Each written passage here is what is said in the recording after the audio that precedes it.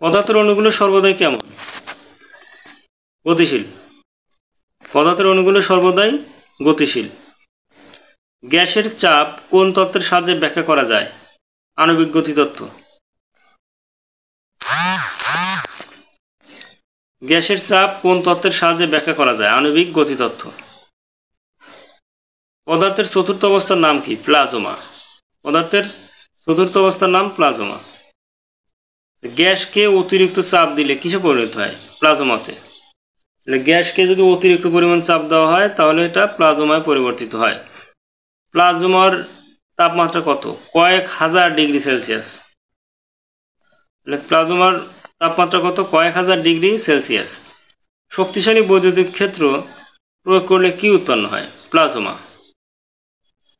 শক্তিশালী বৈদ্যুতিক ক্ষেত্র প্রয়োগ করলে কি উৎপন্ন হয়? প্লাজমা উৎপন্ন হয়। প্লাজমার নির্দিষ্ট আকার তৈরিতে কি ব্যবহৃত হয়?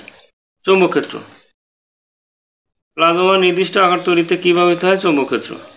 বজ্রপাতের বিজলির আলো কি? প্লাজমা। বজ্রপাতের বিজলির আলো কি? প্লাজমা। একটি অণু বা পরমাণুর সম্মিলিত চার্জ কত? 0। একটি অণু বা পরমাণুর সম্মিলিত চার্জ 0। হালকা নিউক্লিয়াসকে একত্রিত করতে কোন পদ্ধতি ব্যবহৃত হয়? ফিউশন। হালকা নিউক্লিয়াসকে একত্রিত করতে কোন পদ্ধতি ব্যবহৃত হয়? ফিউশন পদ্ধতি।